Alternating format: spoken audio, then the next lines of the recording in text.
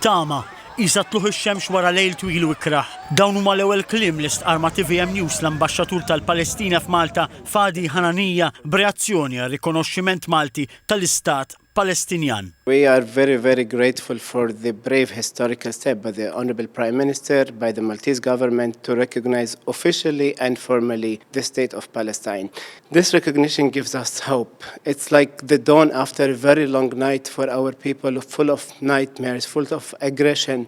As Yasser Arafat used to say, one day the dawn will come and the child would raise the Palestinian flag in East Jerusalem. L-Ambaxxatur Hananija jirrikonoxxi li fit-toroq ta' Gaza ftit jinbidel imma l-pressjoni tista' tbiddel ħajja in-nies.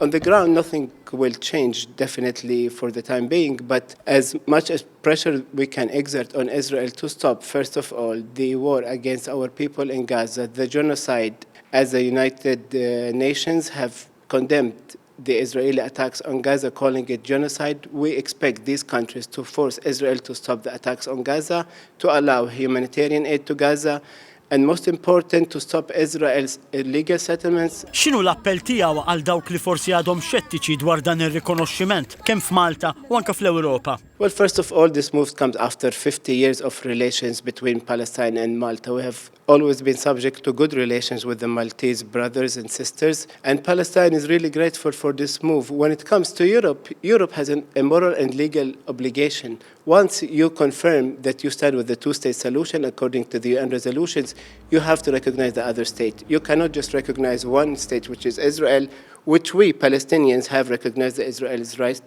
of existence, but not recognize the Palestinian state. Huwa temm b'appell lill-komunità internazzjonali. It is time for the international community to work together to achieve a Palestinian state on the 1967 border with East Jerusalem as our capital.